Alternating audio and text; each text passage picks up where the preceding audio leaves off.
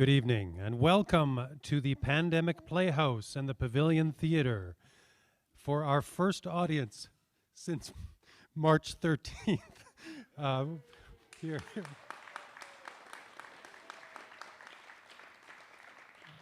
My name is James MacDonald. I am the Artistic Director of Western Canada Theatre, and on behalf of all of us here, we really can't thank you enough for being here this evening.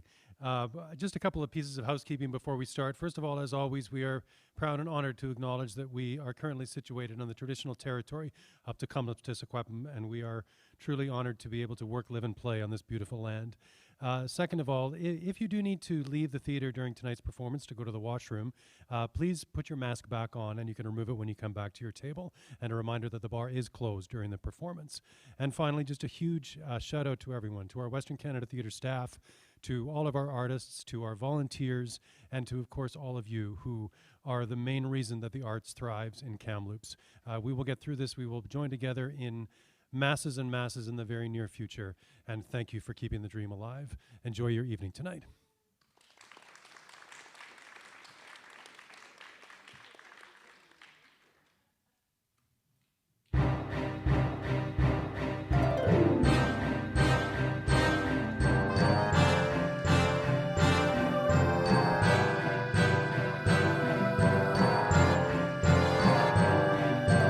Boys and girls of every age, wouldn't you like to see something strange? Come with us and you will see this our town of Halloween. This is Halloween, this is Halloween. Pumpkins scream in the dead of night.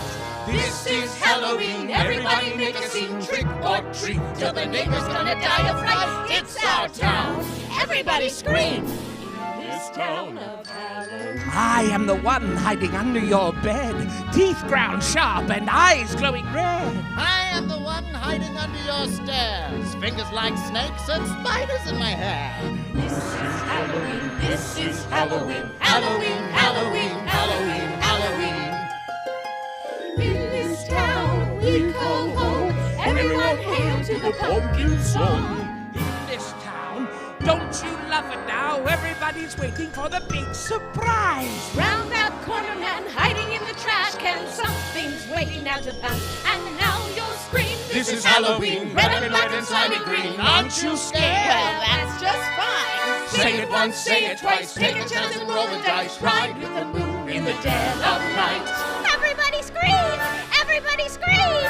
In this town of Halloween, I am the clown with the tearaway face, here in a flash and gone without a trace. I am the who when you call who's there. I am the wind blowing through your hair. I am the shadow of the moon at night, filling your dreams to the brim with fright. This is Halloween, this is Halloween, Halloween, Halloween, Halloween, Halloween, Halloween, Halloween. good evening, and thank you for joining us for Tales from the Stage, a spooktacular theatrical event. We want to welcome all of you folks who have braved it and come to our studio audience tonight. All 25 of you.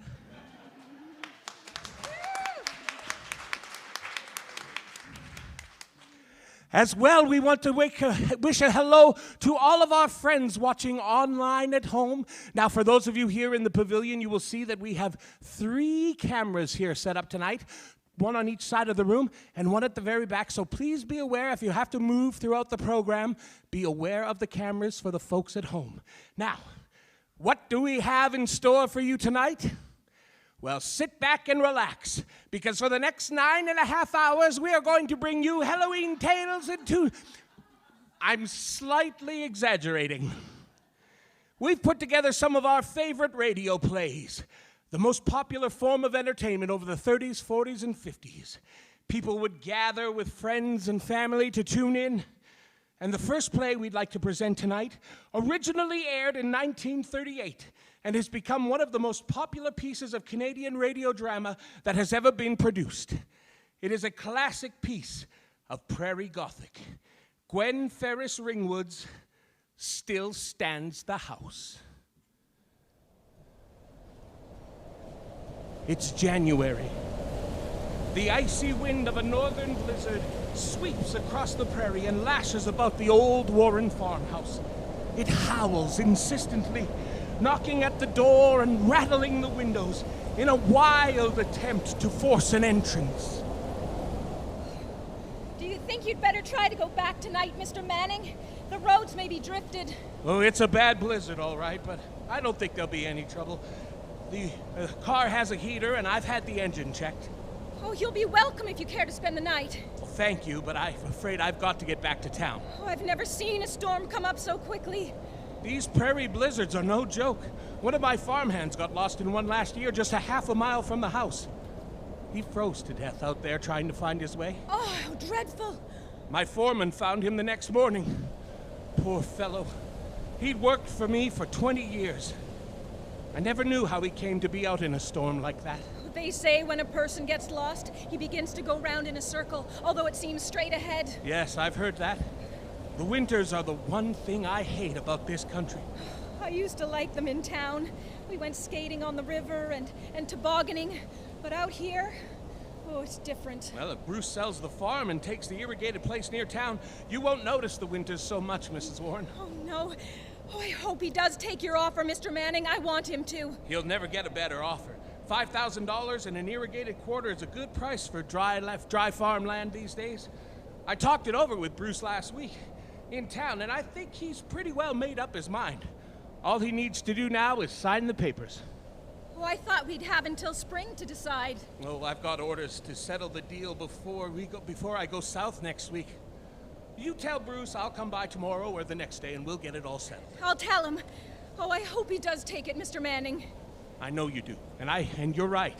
I think all he needs is a little persuading. He's had a hard time here these dry years. I don't know what Hester will say. I understand she's very much attached to the place. Is it true that she never leaves the farm? Not often. She'd be better off where she could get out more. I don't know. I suppose all these years out here, keeping house for Bruce and her father were pretty hard on her. Oh, the house has come to mean so much to her. But maybe she won't mind. We'll see. Ah, Hester, I thought you never unlocked that door. No, I keep Father's room as it was. Well, then why were you in there? I was reading in Father's room. I heard a stranger. Oh, you know Mr. Manning, Hester? I don't suppose you remember me, Miss Warren. How do you do? Well, I'll be getting back to town. I'll leave these papers here for Bruce to sign, Mrs. Warren. Tell him I'll come by tomorrow, and he'll find it all there just as we talked about it. Thank you, Mr. Manning. Take care of yourselves. Good night. Good night, Miss Warren. Oh, you're sure you ought to try it in the storm? Sure. There's no trouble if I go right away. Good night! What did he want here? He just left some papers for Bruce to look over, Hester. I see. What has Arthur Manning got to do with Bruce? It's something to do with the farm, Hester. I'll put these away. A deed of sale. So this is what you've been hiding Oh, from me. no, nothing's settled, Hester. Mr. Manning made an offer and Bruce wants to think it over. That's all. Bruce isn't going to sell this place. It's just an offer. Nothing has been decided. Your hand's in this. You've been after him to leave here. Let's not quarrel. You can talk to Bruce about it, Hester. You hate this house. I know that. No, but I think Bruce ought to sell. You married him. You made your choice. I've not regretted that. It's just that we're so cut off and lonely here, and this is the best offer we could get. We'll talk about it later, the three of us. You may as well burn them. He isn't going to sell. Please, Hester. We'll discuss it when Bruce comes. I'll build up the fire. This house will not be sold. I won't allow it. It's so cold, it almost frightens me. The thermometer has dropped 10 degrees within the hour. I hope Bruce knows enough to get the horses in. They'll freeze where they stand if they're left out tonight. Oh, he'll have them in. Look, Hester. Oh, how the hyacinths have bloomed. I could smell them when I came in the room just now. Hyacinths always seem like death to me. Oh, no. They're birth. They're spring. They say in Greece, you find them growing wild in April. I've asked you not to use that Wedgwood bowl. It was my grandmother's. I don't want it broken. I'm sorry. I thought the hyacinths would look so pretty in it, but I'll use the plain one. They'll freeze tonight, I'm thinking. Not in here. We'll have to keep the fire up anyway. The wind swirls and shrieks and raises such queer echoes in this old house. It seems to laugh at us in here, thinking we're safe, hugging the stove, as if it knew it could blow out the light and the fire and the... I've never seen a blizzard when it was this cold. Have you, Hester? Bruce was born on a night like this. I didn't know. Father had to ride for the doctor while I stayed here with Mother. Alone? Yes. I was rubbing Father's hand with snow when we heard the baby crying. Then we helped the doctor bathe him. You were such a little girl to do so much. After Mother died, I did it all. I know, but it was hard for a child. I don't see how you managed. No. We'll have to lean on one another now, daughter. Those were his words. And that's the way it was. I was beside him and I never left him. You've never talked about him like this before? He always liked the snow. He called it a moving shroud, a winding sheet that the wind lifts and raises and lets fall again. He'd say, "The snow lies deep on the summer fallow, Hester. That's the way we know there'll be a good crop next year." I know. It's glorious in the fall with the wheat like gold on the hills. No wonder he loved it. There hasn't been much wheat out there these last years. Oh, that isn't Bruce's fault, Hester. You have to love a place to make things grow. The land knows when you don't care about it, and Bruce doesn't care about it anymore. Not like Father did. I wish I'd known him. Don't touch that picture of Father, it's mine. Why, Hester? Can't I have anything of my own? Must you put your fingers on everything I have? Hester, you know I didn't mean... What's the matter with you? I won't have you touch it. Do you hate me being here so much? You've more right being here than I have, I suppose. You make me feel that I've no right at all. The lanterns are empty. I'll fill them in a minute. When I managed this house, I always filled the lanterns right after supper. Then they were ready. I said I'd fill them, Hester, and I will. They're both there in the corners. Bruce didn't take one then. No. You'd better put a lamp in the window. Hester, Yes? will you mind the baby in the house? No, I won't mind. I'll stay out of the way. I don't want you to. You'll love him, Hester. I loved Bruce, but I got no thanks for it. He feels I stand in his way You now. mustn't say that. It isn't true. When he was little, after Mother died, he'd come tugging at my hand, get a hold of my little finger and say, "Come, Hetty, come and see." Everything was Hetty then. It'll be like that again.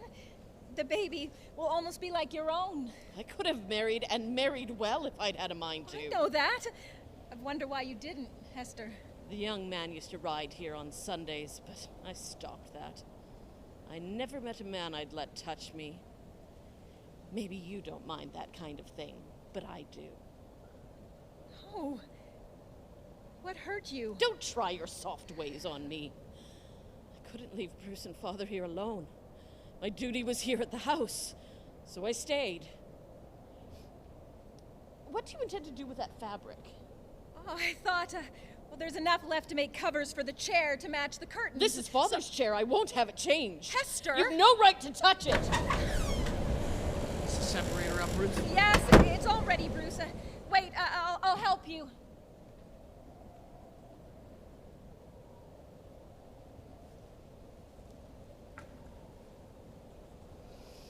You must be frozen. I'm cold, all right. God, it's a blizzard. 38 below and high wind. Did you see the hyacinth? They've bloomed since yesterday. Yes, they're pretty. Looks like one of them's broken. Where? Oh, it is. And this one hasn't even bloomed yet. I wonder, it wasn't broken when it... Hester? Yes? Hester, did you Oh, Ruth, don't make such a fuss about it. It can't be helped. I'll take care of the milk. I'll do it. You turn the separator so slow, the cream is thin as water. That's not true. You never give me a chance. For God's sake, don't quarrel about it. I don't intend to quarrel. It's always that way. Why don't you two try to get along? Did you put the horses in? Yes, that black mare may foal tonight. I'll have to look at her later on. It's better weather for a little colt to be born. Yes. I thought of you out at the barn, trying to work in this cold. I was all right. I'd hate to walk far tonight, though. You can't see your hand before your face. Hester's been so strange again these last few days, Bruce. I know it's hard, Ruth. If only she could like me a little. I think she almost does sometimes, but then... You think too much about her. I'm almost afraid of her lately. She's not had an easy life, Ruth. I know that. She talked about your father almost constantly today. His death hit us both hard. Dad ran the farm, decided everything. It's been 6 years, Bruce. There are things you don't count by the years. He wouldn't want you to go on remembering forever. No. You should get free of this house. It's no good for you to stay here. It's no good for Hester. Mr. Manning left this for you. He's coming back tomorrow for it when you've signed it. I haven't decided to sign it yet. He said he didn't need to know until spring. Well, his company gave him orders to close the deal this week or This let week? it go. Well, that's what he said. Well, I'll think about it. You have to decide tonight, Bruce. No one else will offer you as much. $5,000 and an irrigated farm a mile from town seems a good price. Well, I'm not complaining about the deal. Well, It's you're fair. going to have to take it. You're going to take it, aren't you, Bruce? I don't know. God, I don't know. Bruce. I don't want to sell Ruth. I think I'll try it another year. Bruce, you've struggled here too long now. You haven't had a good crop in 5 years. I need to be told that. It's not your fault, but you've told me you ought to give it up. It's too dry here. We may get a crop this year. We're due for one. If you take this offer, we'll be nearer town. We'll have water on the place. We'll have a garden and trees growing. That's what these irrigated farms are, gardens. And Bruce, you wouldn't be so lonely there. So cruelly lonely. I told you how it was before you came. You didn't tell me you worshipped a house. That you made a god of a house and a section of land. You didn't tell me that. You didn't tell me that you'd moon out a window for your old friends either. How could I help it here? You didn't tell me you'd be scared of having a child. What kind of a woman are you that you don't want your child? That's not true. No? You cried when you knew, didn't you? Bruce! What makes you feel the way you do then? Other women have children without so much fuss. Other women are glad. Don't speak to me like that. Keep your land, eat, sleep, and dream land. I don't care. My father came out here and took a homestead. He broke this land. He built a house to live in out of sod, and Mother lived here in a sod shanty and struggled to make things grow. They built a one-roomed shack, and when the good years came, they built this house. The finest in the country. I thought my son would have it. What is here left to give a son? A house that stirs with ghosts? A piece of worn-out land where the rain never comes? That's not all. I don't suppose you can understand. No, I don't suppose I can. You give me little chance to know how you feel about things. Ruth, I didn't mean that, but you've always lived in town.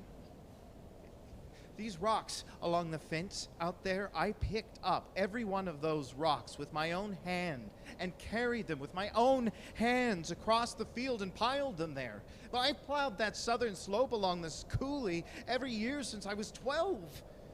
I feel about the land like Hester does about the house, I guess. I don't want to leave it. It's strange. And in a soil that won't grow trees, a man can put down roots, but he can't. You'd feel the same about another place after a little while? I don't know.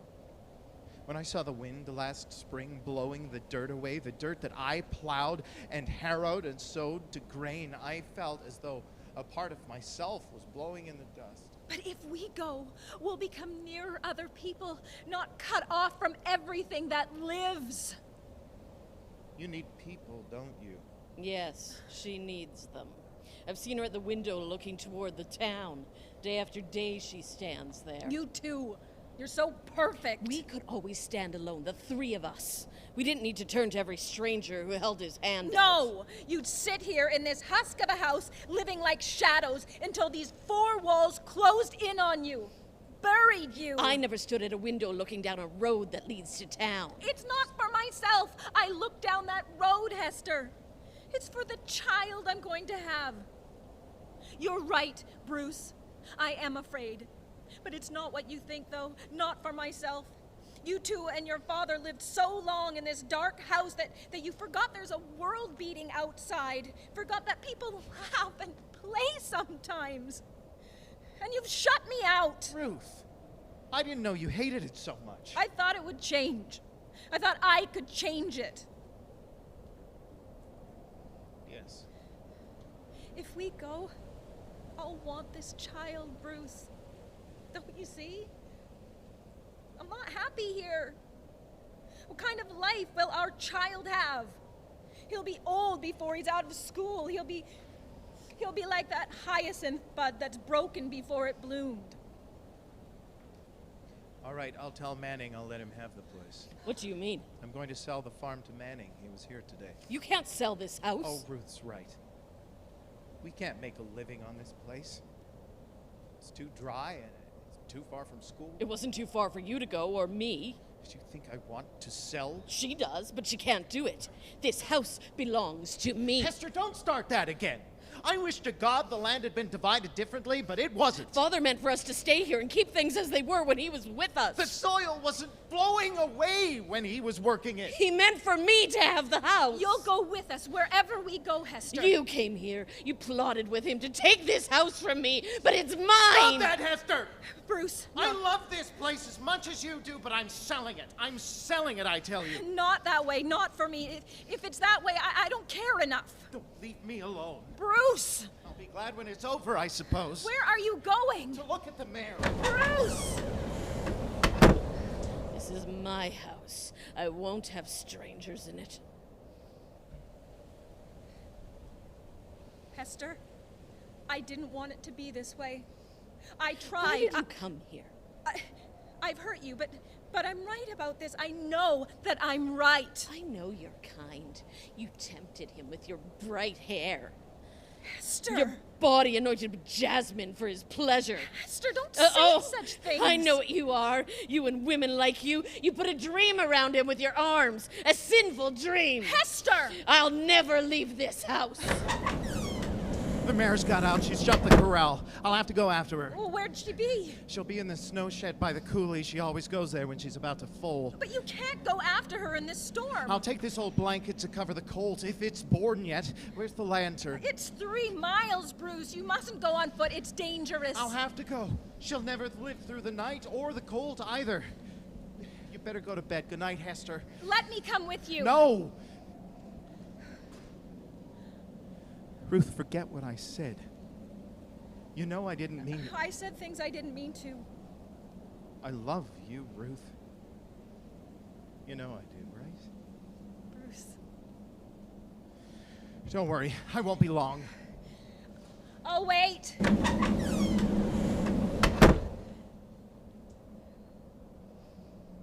It's an old house. I was born here. You shouldn't let Bruce be so much alone. You lose him that way. He'll see you don't belong here unless you keep your hands on him all the time. This is my house. You can't change it. Father gave it to me. There isn't any room for you. No room!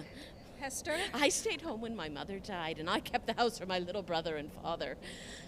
I was very beautiful, they said. My hair fell to my knees and was black as a furrow in the spring. I can have a husband any time I want, but my duty is here with Father. You see how it is. I can't leave him. Hester? What are you talking about? That's Father's chair. I'll put his Bible out. Oh, Hester, your father's not here. Not for 6 years. You speak of him as if you thought... Hester... When I was a girl, I always filled the lanterns after supper. Then I was ready for his coming. Hester, I didn't fill them! I didn't fill the lantern! Father called me the wise virgin then. Hester! Bruce took one. He thought I'd filled them. It'll burn out and he'll be lost in the blizzard. I always filled them. I've got to go out after Bruce. If he gets down to the coulee and the lantern goes out, he'll never find his way back. I have to hurry. Where's the coal oil? I'll fill the lantern for you, Ruth. I can't get the top off. My hands are shaking too much. I'll fill it for you. Please, Hester, will I get my things? I'm afraid the lantern will last just long enough to get him out there. He'll be across the field before I even get outside.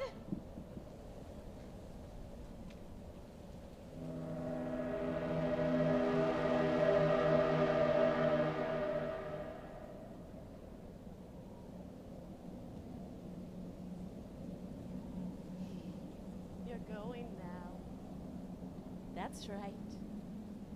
I told you you should go. Did you fell it? Yes. Oh, will you light it for me, Hester, please? I'll put the light in the window. Hurry, Hester! I have to find him!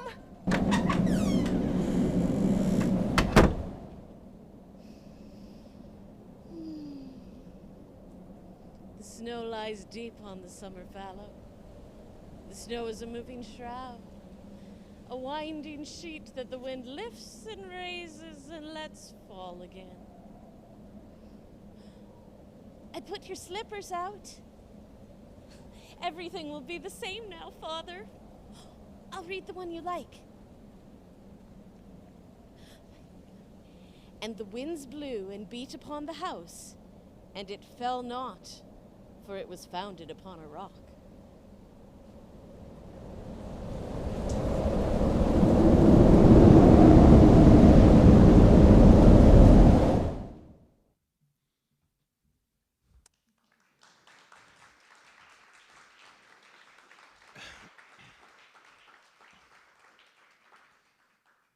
In 1912, William Henry Pratt came to Kamloops from England with the dream of becoming an actor.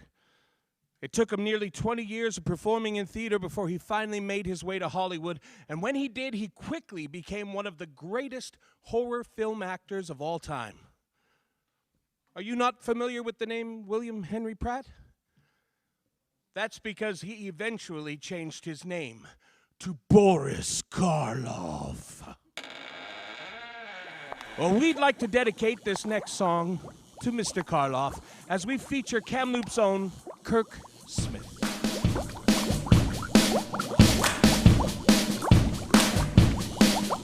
I was working in the lab late one night when my eyes beheld an eerie sight, for my monster from his slab began to rise, and suddenly, to my surprise, he did the monster mash. The monster mash. It was a graveyard smash. He did the mash. It caught on in a flash. He did the mash. He did the monster mash from my laboratory in the castle east to the master bedroom where the vampires feast. The ghouls all came from their humble abodes to get a jolt from my electrode. They did the mash. They did the monster mash. The monster mash. It was a graveyard smash. They did the mash. It caught on in a flash. They did the mash. They did the monster mash. The zombies were having fun. The party had just begun. The guests included Wolfman, Dracula, and his son. The scene was rockin', all were digging the sound. Igor on chains backed by his baying hounds. The coffin bangers were about to arrive with their vocal group, the Crypt Kicker They 5. played the mash. They played the monster mash. The monster mash. They played that graveyard They smash. played the mash. It caught on in a flash. They played the mash. They played the monster mash. Out from his coffin, Dracula's voice did ring. Seems he was troubled by just one thing. He opened the lid and shook his fist and said, "Whatever happened to my Transylvanian bliss? It's now the mash. It's now my monster mash. The monster mash. Oh, it's a graveyard smash. It's now the mash. It caught on in a flash. It's now the mash. It's now the Monster Mash. Now everything's cool. Dracula's part of the band. And my Monster Mash is the hit of the land. For you, the living, this mash was meant to. When you get to my door, tell them Boris sent you. Then you can mash But you can Monster Mash. the Monster Mash. And do that graveyard Then you smash. can mash. It caught on in a flash. Then you can mash. Then you can Monster Mash. Wahoo. Wahoo indeed. Monster Mash. Wahoo. I hope everyone's participating in the punch tonight. Wahoo. It's a little bit spiky. Monster Mash. Wahoo. Oh, Eager, I see you back there. Monster Mash. Wahoo. Why don't you go sanitize the hounds and unleash them on this crowd? Monster Mash. A little spritz here and a little spritz there didn't hurt anybody. Or did it? The Monster Mash.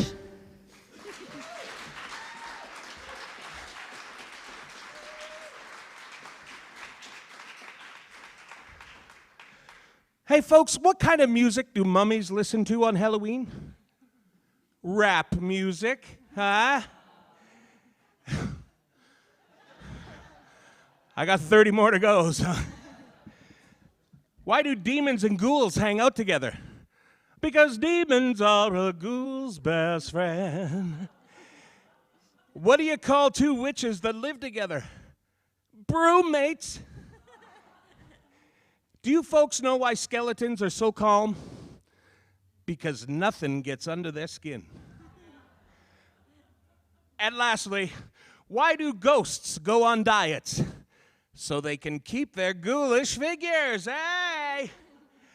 Speaking of ghosts, folks, we've spent some time putting together some ghost story videos based on stories that we've learned have happened here in the Kamloops area. So if you're interested in checking out some of these videos, we are posting them to our Western Canada Theatre Facebook page and also online on our website. So please feel free to stop by and check those out, watch and learn some interesting, mysterious local ghost stories. Our next play that we'd like to perform for you was originally created in the 1940s as part of a radio program called Quiet Please. Quiet Please was a radio fantasy and horror program, and in a lot of ways is a precursor to today's podcasts. Tonight's presentation is entitled The Thing on the Floorboard. Quiet, please. The Mutual Broadcasting System presents Quiet, Please. Quiet, Please, for tonight is called The Thing on the Floorboard.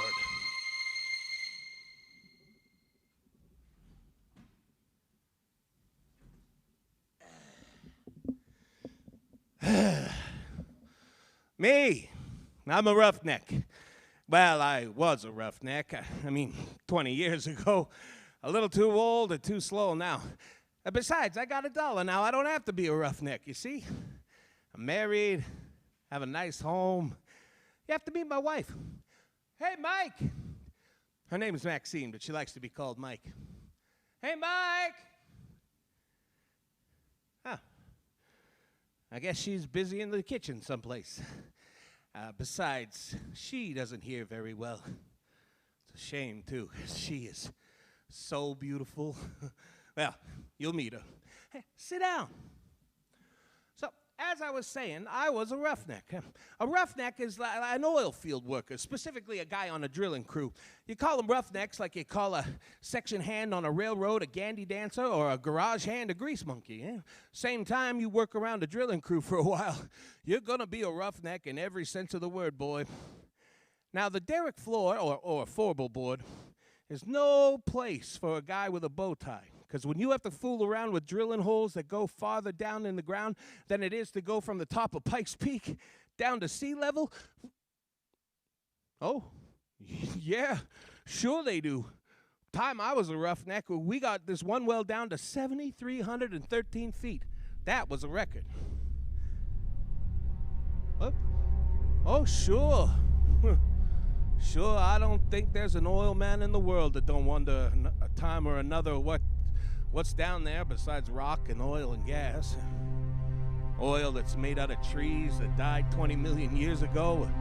Oil that's made out of dinosaur bones, or oil that's maybe made out of the flesh and blood and bone of men, maybe, that, beat each other over the head with a stone axe, or ate a saber-toothed tiger for lunch. Yeah, you get to wondering. You look at the cores that come up from way down there, and sometimes there's little stuff that comes up. Well, we found something one time, me and Billy Grunwald, and something found us. I'll tell you about it. Clear down to around 5,400 feet, we'd set casing that began to get water, so we had to stop drilling and cement off. Now, you see, a core drill is hollow, and as the bit digs down, well, it stuffs the drillings up inside. So when you pull it out, you got a sample of the kind of stuff you're going through. Now, a geologist will tell you about that stuff. So, there's nobody around the rig except me this one night. The rest of the crew'd gone into town, and I was toasting some pork chops over on the porch for myself when I heard a car pulling up. I look out, and it's Billy Grunwald, the geologist. I give him a hello. Hey, Billy, come and have a pork chop. Where's everybody? Oh, they went into town. I'm the whole crew. I had 3 blowouts on the road up here. Oh, hungry? Starved. Oh, well, here, I got 7 pork chops and bread and some coffee, kinda. Swell. Hey, I got a bottle in the car. Oh, hey, we're gonna have a banquet. Hey, where's the core sample? That's what I came up here to look at. Oh, back there on the bench. Look at it after supper. Hey. What? Didn't you say we were all alone here? Uh-huh. I thought I heard somebody talking.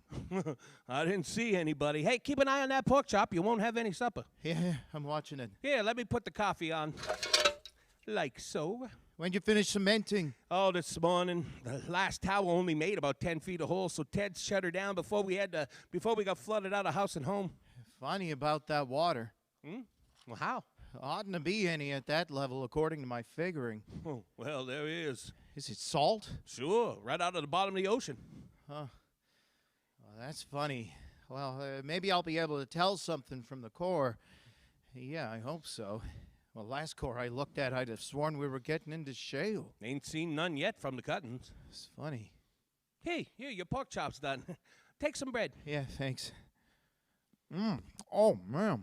Good, huh? Put another one on. I already had 2 before you come. Yeah, much obliged. Yeah. You never know what is down there. Yeah. I'd sure like to go down there sometime if I was little enough. They never get you down a hole. Hey, you'd fit. You're skinny. Yeah, I'll stay up here and look at the cores, bud. Where is that one? They're behind you. Over there. Huh? Oh. Well, I'll have a look at it. Why don't you wait till you finish your supper? Well, I'm just going to look at it. Put on another pork chop for me? Okay. Oh, I wish those screech owls would keep it down. What's the matter? Hey, wait a minute, Porky. Well, what? Listen.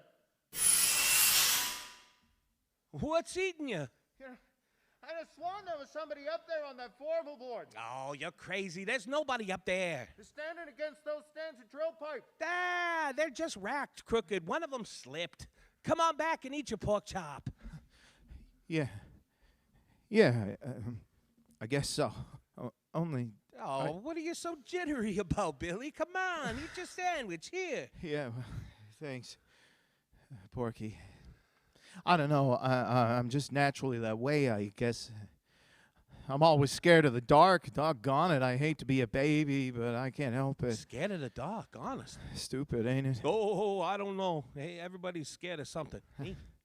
Spiders scared the tar out of me. Black widows. Now, I know how you feel, Billy. Is there another light over here? Yeah, here. That's better. Hey, listen, Porky, go out to the car and look in the left-hand door pocket and bring that bottle, will you? That's what I need. Okay, kid, okay. So I pick up a flashlight. I turn around and I went outside. I found the car and I got the bottle. And the floor of the derrick was all lit up when I saw a beam of light suddenly flash up toward the formal board. And I laughed at Billy Grunwald and his ideas. Well, sure, I looked up, but there wasn't a darn thing up there. Oh, this foldable board? Well, you've seen old derricks or pictures of them, right? Well, you know that little platform that runs around the outside of the derrick about halfway up? Yeah, well, that's the foldable board. You see, a drill pipe comes in lengths, and when you handle them with lengths, they're screwed together. 2 lengths is a double, and 3 is a treble, and 4 is a fourable. Well, there wasn't anybody up on the foldable board except a screech owl, and it flew away. So Billy turns his light off, and I come inside. And just as I come up the steps, he let out a yell. Ah! Hey, what's the matter? What's the matter, Billy? Hey, come here. Look here. Well, what is it? Oh, Porky. Mike, where did you find that? Now listen, Porky, I give you my word. That was embedded in the core. Oh, why, it couldn't be. I tell you, it was. Look where I dug it out. You know what? That rock there comes from a mile underground. And it's been a mile underground for 1,000,000 years. Man, look at this. And I did look. And what he was holding was a gold ring. And it was all carved and filigreed just like jewelry. And there wasn't any kidding about it. It was real. Now, wait a minute. Hang on. I ain't done. So I poked at the core of rock that looked like a kind of a petrified salami or something. And then it was my turn to pretty near jump out of my pants. Because right alongside the place where Billy dug out the ring, there was a mud-covered but unmistakable finger. I picked it up, and it was cold. It was heavy. It was solid rock. At least that's what it felt like. And I looked at Billy, and Billy looked at me. And he took the little ring and he put it on his little finger. And then he started to rub the mud off of this here stone finger. And as he rubbed it, it begun to disappear. So you know what we done? Well, we took that bottle and we finished it, Billy and me. We finished it in one slug apiece, and it was a full pint of bathtub gin that tasted just so much like well water to me. And then we sat down on the derrick floor, and we just looked at each other. We didn't say a word. My eyes got heavier and heavier. The last thing I remember was I heard some kind of a noise that seemed to be coming from up, well, from the foldable board 80 feet above us. I shut my eyes a minute, and I guess I went to sleep. And I had awful dreams. Black widow spiders crawling all over me with gold rings on their legs. Things I could hear but couldn't see up on the foldable board. Billy Grunwald climbing up the ladder outside the derrick in the moonlight. Faces looking at me. I couldn't figure out who they were. Then I was waked by a horrible scream, a crash alongside me that shook the whole derrick. I opened my eyes to see Billy Grunwald lying on the floor 2 feet away from me with a broken neck. With a broken neck. And his left hand, well, he put the gold ring on the little finger on his left hand, and the way his arms were spread out, his little left finger and the ring were gone. Well, friend, I got out of there. I ran down to where Billy had left his car, and I got in, and I stepped on the starter. And then I couldn't get it to go. And I remembered after I pretty near run the battery down that Billy had taken a key. But I wasn't going up there to go through a dead man's clothes to get it. So I sat there in the car and shivered all by myself till daylight.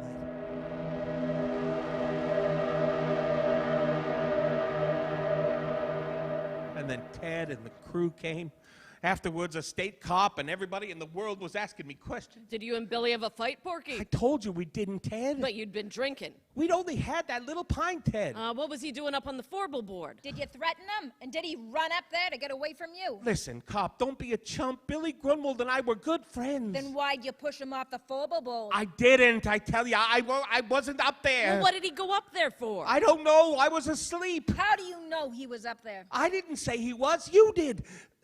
Besides, how would he break his neck if he didn't fall from way up there? Well, look, officer, I think it was just another accident. I mean, we haven't got anything on Porky, and personally, I don't believe he did it. Well, it's mighty mysterious. So it is, but we got work to do. I want to start drilling again, and I'm short-handed. Will you let Porky stay here till I run in my pipe again? And then you can take him and ask him questions till you're blue in the face. Well, okay. Let's get rolling. You got steel up, Happy? All right. Porky, you go up on the forble board. What? Not me, Ted. Don't be such a boob. There's nobody up there to shove you overboard. Hey, you can put a safety line around you if you want to. And besides, you're getting paid to do what you're told. I've lost too much time already. Come on, get going. So, okay. I go up on the forble board, and you can bet I took a good gander around before I did anything else. I couldn't see a thing.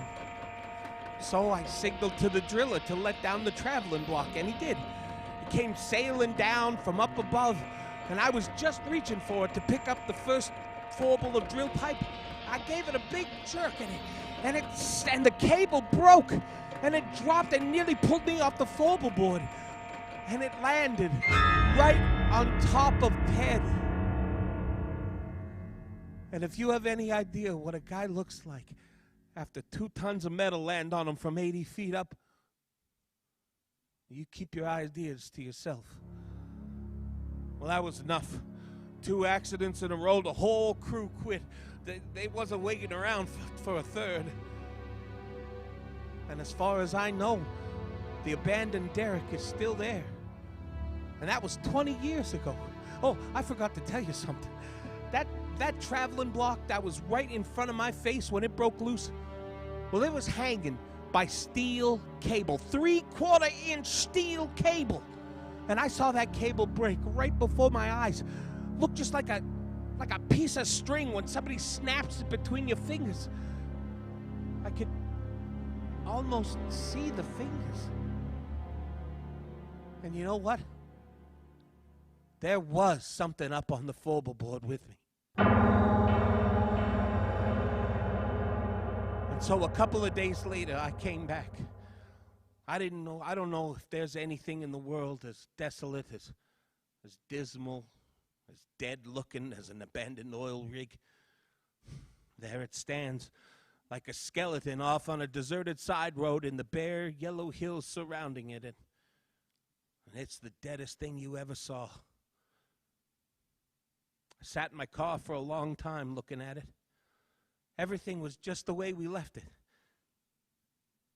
Then I heard a tinkle of something as it hit the ground alongside of me. I looked around. There wasn't a soul in sight. But at my feet was the gold ring that Billy Grunwald and I had found in the core of that rock that came from a mile underground and from 1,000,000 years ago in time. And I heard a little sound. The sound of a kid crying. But there wasn't any kid up there. But I heard it again. And it came from above my head, and I took out my revolver. I loaded it carefully. I started up the ladder to the forble board. Well, there wasn't anything up there, nothing I could see. But there was a voice crying, the voice of a little kid. And then there was a movement behind the rack of drill pipes, and I saw the drill pipes move, and I yelled, "Come out of there, whoever you are! Come out of there or I'll start shooting." And then the strand of pipes shivered. And I thought, well, what can it be that can handle a heavy pipe like jack straws? Then there was a crash. The whole stand of pipe fell over, and I just got out of the way in time, and I was alone on the floorboard with a thing. I couldn't see it. I felt the platform tremble under my feet as something moved toward me. I fired 2 or 3 shots, and nothing happened. I started backwards. I knew it was following me because I could hear it mewing like a cat. My feet tripped over something. I saw it was a big can of red lead paint that somebody had left up there. And without thinking, I picked it up and I threw it at the sound and it splashed. And there it was. And I wish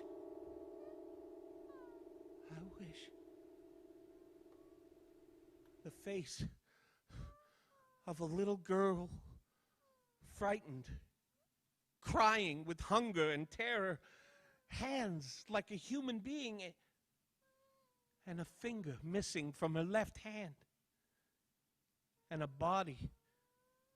Well, I'll tell you about that. I told you how I'm scared of spiders, but I knew where it came from. It had come from the bowels of the earth, come riding up on the drill pipe as we yanked it out of the well, come to an alien world, and it was lost.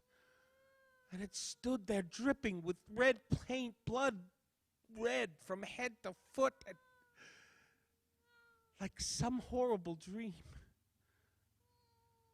And it put its hand on my hand.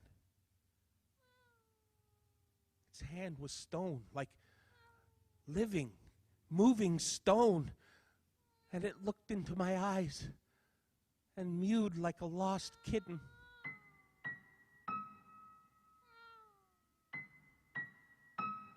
"20 years ago, I discovered many things about it. What it used for food, that it was deaf, that it was invisible and couldn't see people when it was invisible. But if you sprayed it with mud or paint or spray paint, makeup, then it could see people.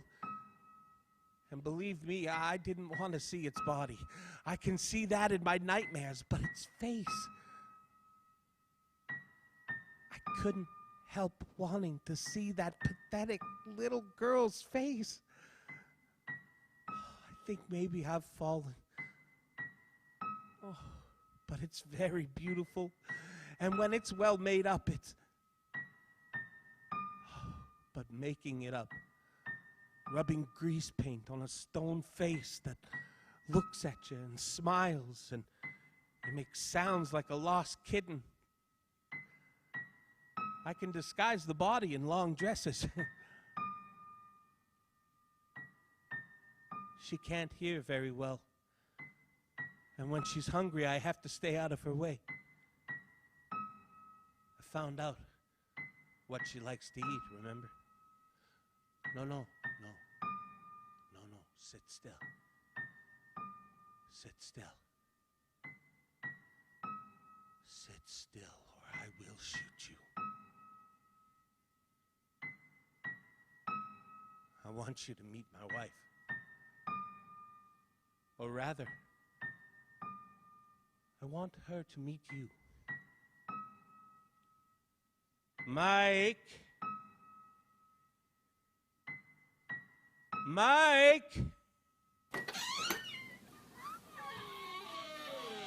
There she is. Come in, dear. I brought home a friend for dinner.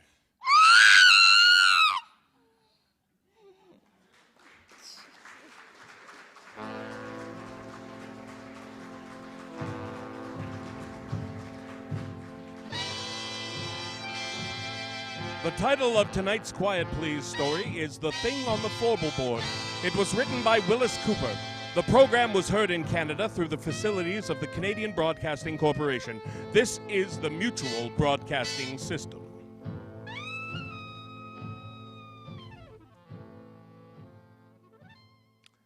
Do you folks know what you get when you cross a vampire and a snowman? Frostbite!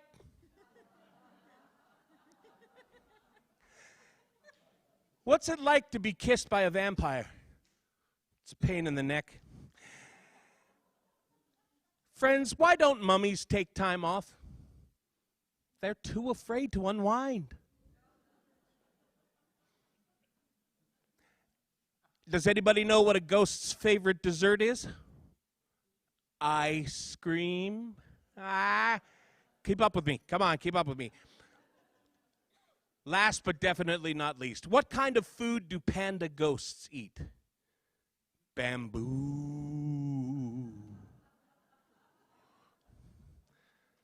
You folks are awesome. I'm going to say that.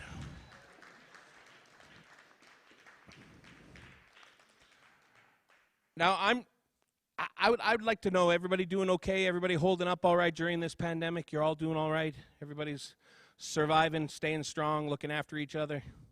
I love hearing that. Western Canada Theatre has acknowledged that the arts community across Canada took a huge hit when this pandemic happened, and a lot of us are really struggling to get by. And one thing that Western Canada Theatre has wanted to do was reach out to all of the local performers and give them an opportunity to get back up on stage and perform. We'll be performing for small houses like this in a safe, clean, safe space, and they've created a new series called the Pandemic Playhouse, the YKA Strong Community Series, which is an array of entertainment coming from November 5th to the 28th. These are all local groups. We have music, improv, dance, comedy, plays, you name it. We're going to be, anybody who's reached out to us, I believe just about everybody who's reached out to us, we're giving them an opportunity to put their show up on stage. So starting on Monday, you can check that out online and have a look at the calendar and see who's all performing, and come out and support live theater. Bless you for doing so.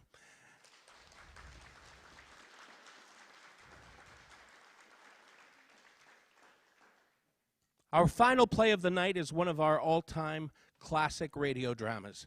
It first aired in 1943 and was broadcast nationally 7 times between 1943 and 1948 alone. It was eventually made into a film starring Barbara Stanwyck. We would like to present to you Sorry, Wrong Number.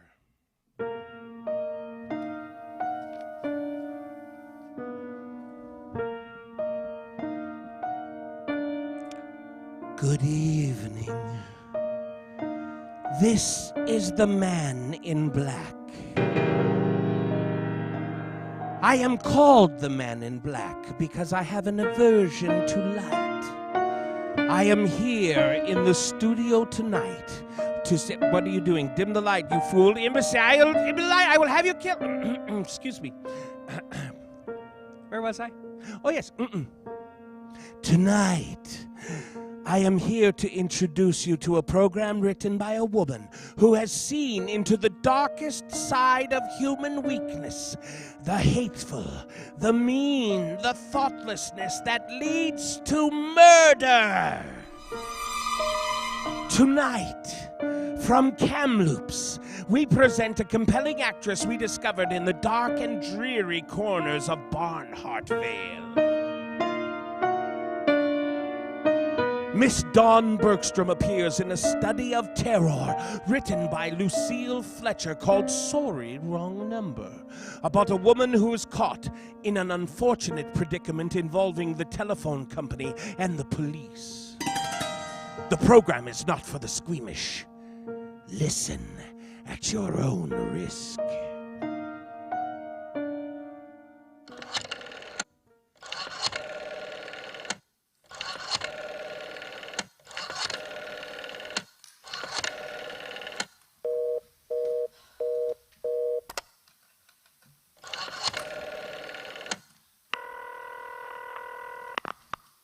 Operator, I've been trying to call Murray Hill 40098 for the last half hour, and it's been busy. I don't see how it could possibly be busy that long. Can you try that number for me, please? I'll be glad to try that number for you. One moment, please. I don't see how it could be busy all that time. It's my husband's office, and I'm all alone here in the house. My health is very poor, and I've been feeling so nervous all day. Ringing Murray Hill 40098.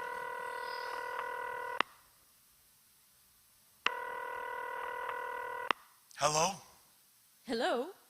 Is Mr. Stevenson there? Hello? Hello? Hello? Hello, George? Yes, this is George speaking. Hello? Who is this? What number am I calling, please? I'm here with our client. Oh, good. Is everything okay? Is the coast clear for tonight? Oh, yes, George. He says the coast is clear for tonight. Okay. Where are you now? In a phone booth. Don't worry, everything's okay. Very well. You know the address? Yes, I know. Let's see now. At 11 o'clock, the private patrolman goes around the corner to 2nd Avenue for a beer. That's right, 11 o'clock. Oh, and be sure all the lights downstairs are out. Okay. There should be only one light visible from the street. Okay. What's that? Oh, just a minute, George. Our client tells me that at 11:15 a train crosses the bridge. It makes a noise in case a window is open and she should scream. What number is this, please? Okay, I understand. That's 11:15 the train, eh? Yeah. Do you remember everything else, George? Yeah. I'll make it quick, as little blood as possible, because our client does not wish to make her suffer. That's right. You'll use a knife? Yes, a knife. It will be okay. Then afterwards, I'll remove the rings and bracelets and the jewelry in the bureau drawer because our client wishes it to look like a simple robbery. Don't worry, everything's okay. I know. Oh, how awful. How unspeakably awful. Operator. Your number, please? Operator, I've just been cut off. What number were you calling? Well, operator, I was supposed to be calling Murray Hill 40098, but it wasn't. Some wires must have got crossed. I was cutting to a wrong number, and I've just heard the most dreadful thing. Something about a murder. And operator, you'll simply have to retrace that call at once. I beg your pardon? May I help you? I know it was a wrong number, and I had no business listening, but these two men, they were cold-blooded fiends, and they're going to murder somebody, some poor, innocent woman who was all alone in a house by a bridge. And we've got to stop them. We've just got to stop. What number are you dialing? It doesn't matter what number I was calling. This was a wrong number, and you dialed it for me. And we've got to find out what it was immediately. What number did you call? Oh, why are you so stupid? Do you mean to tell me that you can't find out what that number was just now? I'll connect you to the chief operator. I think it's perfectly shameful. Now, look, it was obviously a case of some little slip of the finger. I told you to try Murray Hill 40098 for me. You dialed it, but your finger must have slipped, and I was connected with some other number, and I could hear them, but they couldn't hear me. And now I simply fail to see why you couldn't make that same mistake again on purpose. Why couldn't you try to dial Murray Hill 40098 in the same careless way? Murray Hill 40098. I'll try to get it for you. Thank you. I'm sorry, Murray Hill 40098 is busy. Operator!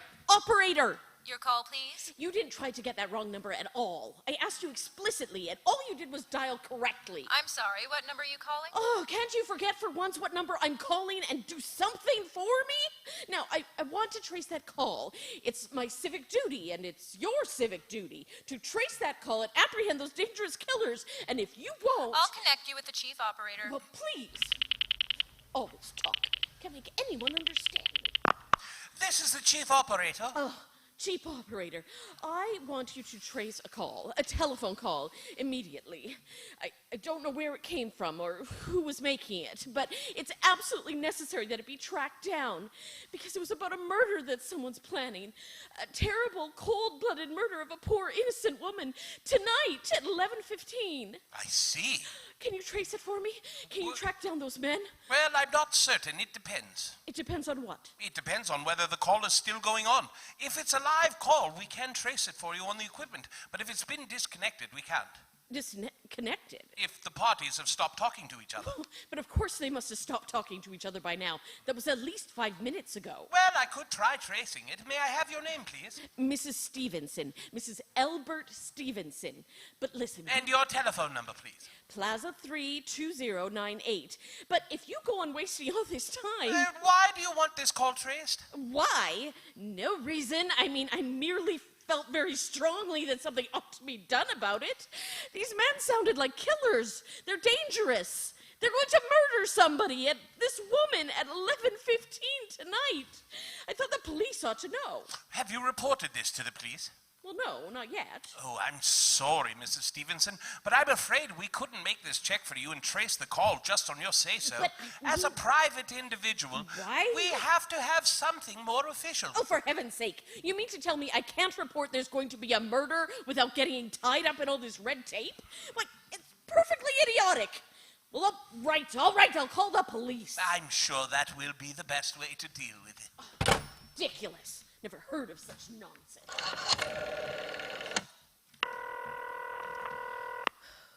Your call, please. Police department. Get me the police department, please. Ringing the police department. Can't you ring them direct? Police Station 43, Sergeant Martin speaking. Police department, this is Mrs. Stevenson, Mrs. Elbert Smythe Stevenson of 5353 North Sutton Place. I'm calling to report a murder. Hey? I mean, the murder hasn't been committed yet. I just overheard plans for it on the phone over a wrong number that the operator gave me. I've been trying to trace the call myself, but everybody is so stupid, and I guess in the end you're the only people who could do anything. Yes, ma'am. It was a perfectly definite murder. I heard their plans distinctly. The two men were talking, and they were going to murder some woman at 11:15 tonight. She lived in a house near a bridge. Are you listening to me? Hey? Oh, yes, ma'am.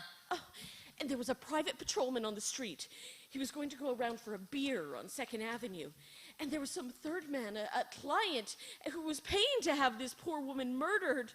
They were going to take her rings and bracelets and use a knife. And, well, it's unnerved me dreadfully, and I'm not well. Yes, I see. When was all this, ma'am?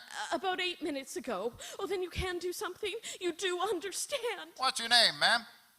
Mrs. Stevenson. Mrs. Elbert Stevenson. And your address? 5353 North Sutton Place. That's near a bridge, the Queensboro Bridge. You know, and we have a private patrolman on our street. Yeah? And 2nd Avenue is just... And what was the number you were calling? Murray Hill 40098. But that wasn't the number I overheard. I mean, Murray Hill 40098 is my husband's office. He's working late tonight, and I was trying to reach him to ask him to come home. Yes. I'm an invalid, you know, and it's the maid's night off, and I can't... hate to be alone, even though he says Yeah, as long well, as I have the I gotta- phone right beside my bed. Well, we'll look into it, Mrs. Stevenson, and see if we can check with the telephone company. The telephone company said they couldn't check the call. The parties have stopped talking. I've already taken care of that. Oh, you have? Yes, and personally, I feel you ought to do something more immediate and drastic than just check the call. By the time you track it down, they'll already have committed the murder. Yeah, well, we'll take care of it. Don't you worry. I say the whole thing calls for a search, a complete and thorough search of the whole city. I'm very near the bridge, and I'm not very far from said that. 2nd Avenue, and I know I'd feel a whole lot better if you sent around a car to this neighborhood at once. Well, what makes you think the murder is going to be committed in your neighborhood, ma'am? Well, I don't know. It's just the coincidence is so horrible. 2nd Avenue, the patrolman, the bridge. Yeah, well, 2nd Avenue, you know, is a very long street, ma'am. And you know how many bridges there are in the city of New York alone. And not to mention Brooklyn, Staten Island, Queens, and the Bronx. I know all that. Maybe it was a long-distance call you overheard. No.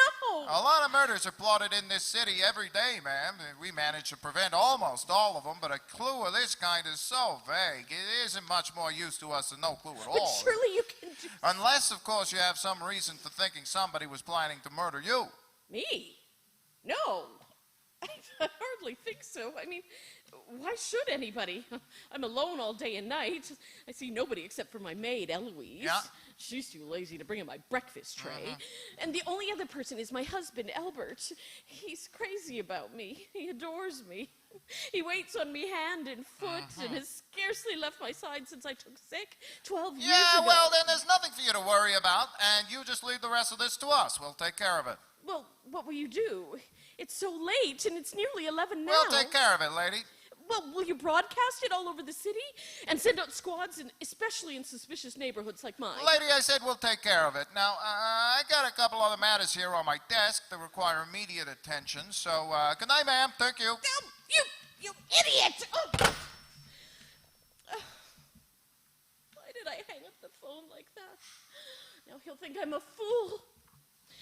Oh, why doesn't Albert come home? Why doesn't he? Oh. I'll get the operator again. Your call, please. Operator, for heaven's sake, will you ring that Murray Hill 40098 number for me again? I can't think what's keeping him so long. I'll try it for you.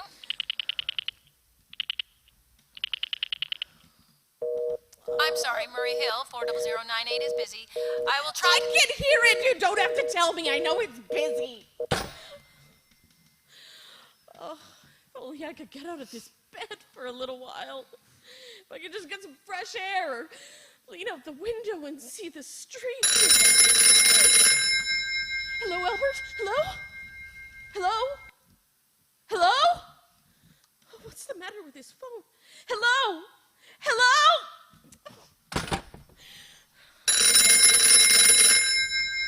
Hello? Hello? Oh, for heaven's sake, who is this? Hello? Hello? Hello? Oh!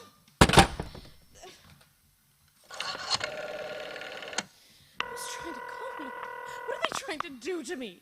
Your call, please. Hello, operator. I don't know what is the matter with this telephone tonight, but it's positively driving me crazy.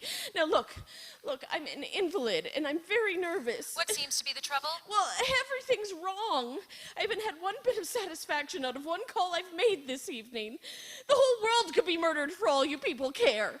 And now my phone keeps ringing and ringing and ringing and ringing every 5 seconds or so, and when I pick it up, there's no one there. I'm sorry. If you'll hang up, I'll test it for you. I don't want you to test it for me. I want you to put that call through, whatever it is, at once. I'm afraid I can't do that. I love the stupid... meanwhile, I've got to sit here in my bed, suffering every time the phone rings, imagining everything. I'll try to check the trouble. Check it! Check it! For you, ma'am. Oh, what's the use talking to you? You're so stupid. Oh. I'll fix her. How dare she speak to me like that? How dare she speak to me like that? Your call, please. Young woman, I don't know your name, but there are ways of finding you out, and I am going to report you to your superiors. Now, give me the business office at once. You may dial that number direct. Dial it direct? I'll do no such thing. I don't even know the number. The number is in the directory, or you may secure it by dialing information. Listen here, you... What's the use? Oh, for heaven's sake, I'm going out of my mind. Hello? Hello? Stop ringing me, do you hear? Answer me! Who is this? Do you realize you're driving me crazy? Who's calling me? What are you doing it for? Now stop it! Stop it! Hello!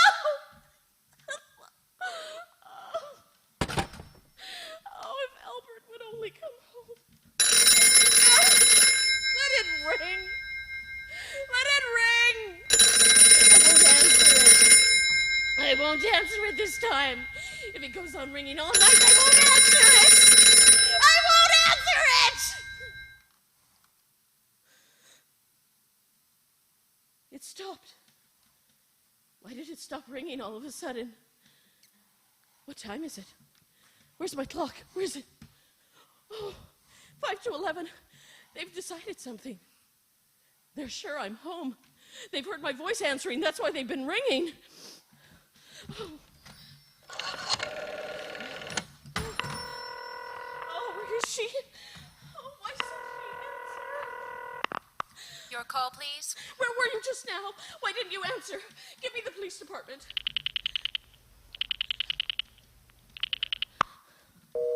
I'm sorry, the line is busy. I'll call you when they... Busy? That's impossible. The police department can't be busy. There must be other lines available. The line is busy. I'll try to get them for you later. No, I've got to speak to them now. It may be too late. I've got to talk to someone. Oh,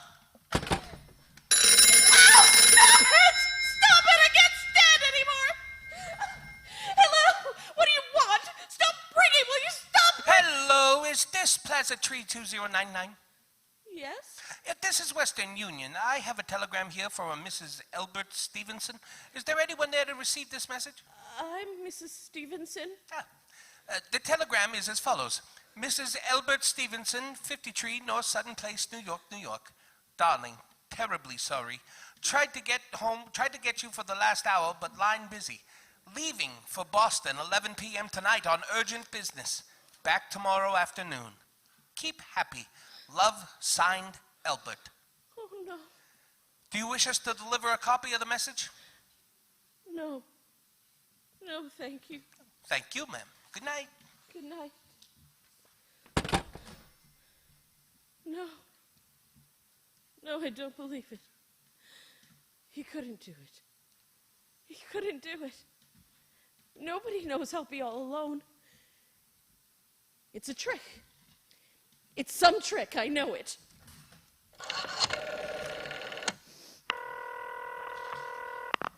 Your number, please. Operator, try that Murray Hill 40098 number for me just once more, please. You may dial that number direct. Oh!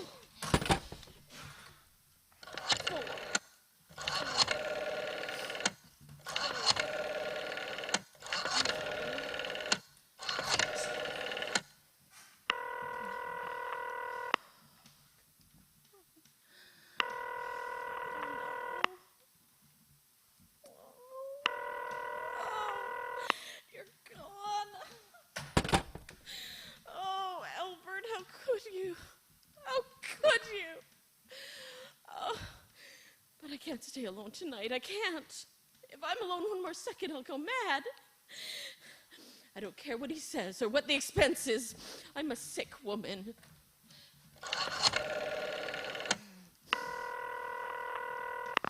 This is information. May I help you? I want the telephone number of Henchley Hospital. Henchley Hospital. Do you have the street address? No, it's a small, private, and exclusive hospital where I had my appendix out a couple of years ago. Henchley. Henchley. 1 moment, please. Please hurry, and please, what time is it? You may find out the time by dialing Meridian 71212. Oh, for heaven's sake, I've no time to be dialing. Henchley Hospital. Nurses Registry. Who is it you want to speak to? I want the nurses registry at once.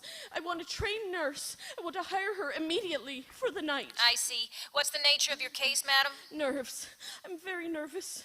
I need soothing and companionship. You see, my husband is away and... Well, I'll speak to Miss Phillips as soon as she comes in. And what's your name, madam?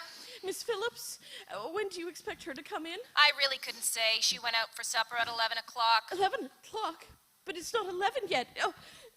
Oh, my clock is stopped. I thought it was running down. What time is it? Just 15 minutes past 11. What was that? What was what, madam? That click just now. In my own telephone, as though someone had lifted the receiver off the hook. Off the extension telephone downstairs. I didn't hear it, madam. Now, about this nurse... But I did. There's someone in this house. Someone downstairs. In the kitchen. And they're listening to me now.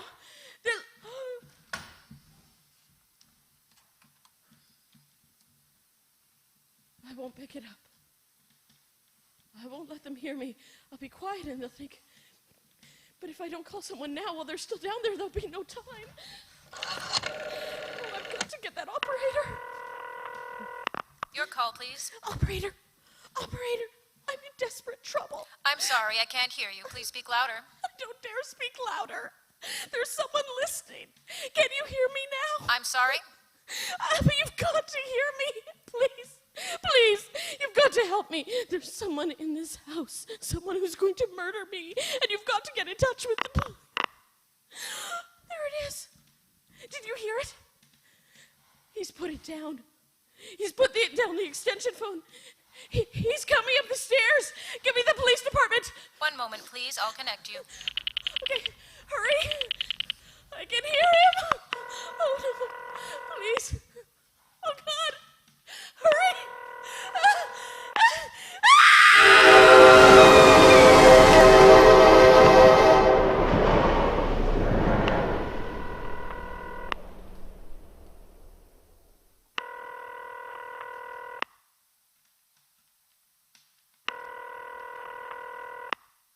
Police Department, Precinct 53. Sorry, wrong number.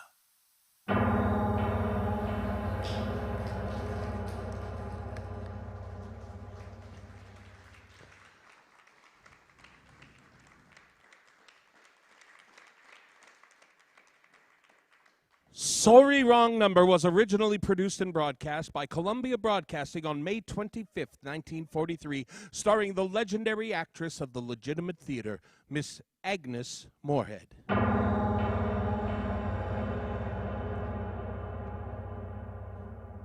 Well, folks, we are almost at the end of our evening. I want to thank all of you who came out tonight. Before I do that, I want to remind you all that we have some local ghost stories that we've made up videos for over the last few weeks. And if you'd like to check those out, you can go to our Facebook page, Western Canada Theatre Facebook page, or check us out online on our website. All the videos will be up there this week, so check out some of those local ghost stories. And on behalf of our cast, the crew, James MacDonald, we want to thank everyone here in the audience tonight and all of you watching at home via live stream. We really cannot thank you enough for coming out and supporting us in one way or another. We really, really appreciate you guys being here. And if you'd like to watch the video, you have an opportunity. It will be available on demand, I believe, until Sunday night. So you can watch the video of tonight's performance if you'd like, if you get a chance. We encourage you to do so. Now, last thing I want to mention is November 11th. Very, very important day. That is Remembrance Day. And we are going to be, if you check out our website again, we're going to be posting a Remembrance Day program video that we're going to prepare for that special occasion. That is Remembrance Day, November 11th. Well, we've got one more song for you before we head home tonight. On behalf of Jack-o'-lantern James, we've been Terrifying Tracey, Diabolical Don, Killer Kirk, and I'm Scary Sheldon. Thank you for coming out tonight.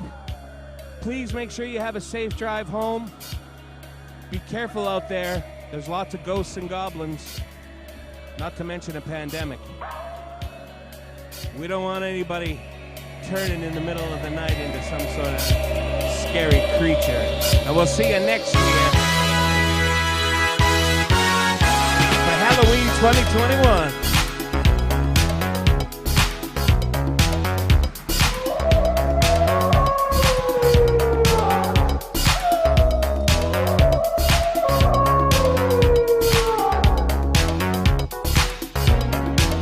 It's close to midnight, and something evil's lurking in the dark.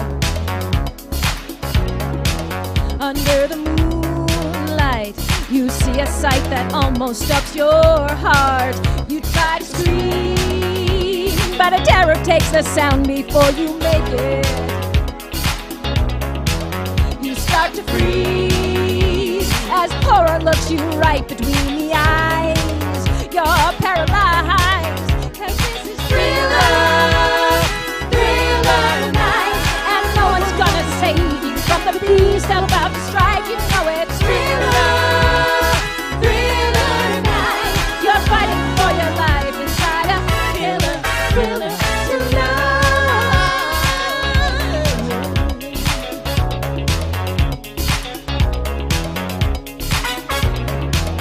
You hear the door slam and realize there's nowhere left to run. You feel the cold hands and wonder if you'll ever see the sun. You close your eyes and hope that this is just imagination. But all the while, you hear a creature not behind. You're out of time. This is Thriller, Thriller night. There ain't no second chance against the thing with 40 eyes, girl. Thriller, Thriller night. You're fighting for your life inside a Thriller, Thriller tonight. Night creatures call and dead start to walk in their masquerade. There's no escaping the jaws of the alien this time. This is the end of your life. They're out to get you.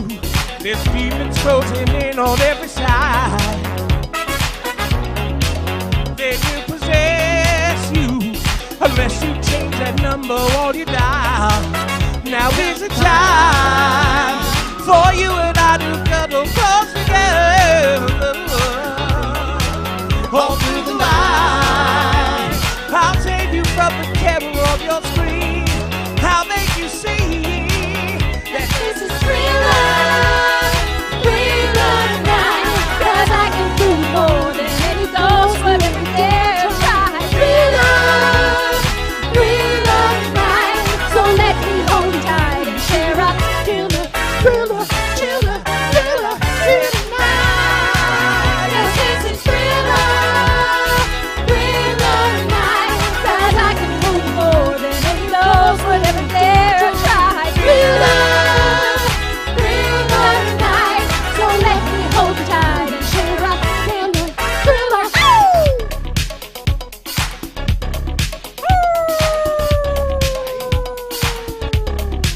I'm gonna bring it tonight. Darkness falls across the land.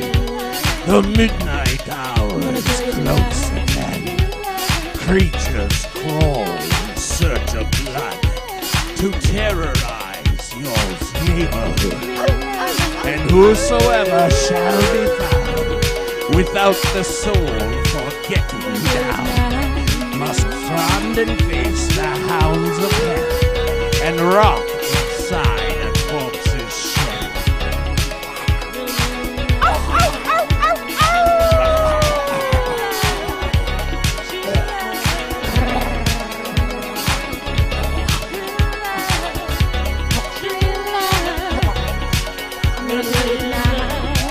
The foulest stench is in the air, the funk of 40,000 years.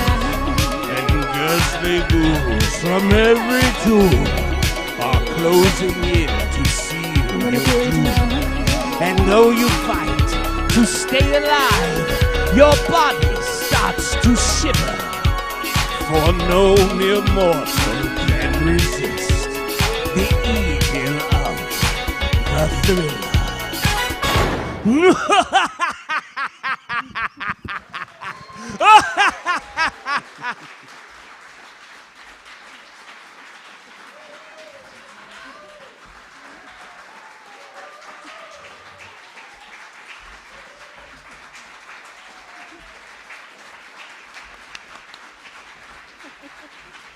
Everybody, we ask that you please stay at your seats until the front of house can come out and take you out one table at a time. Thank you, guys. Good night. God bless.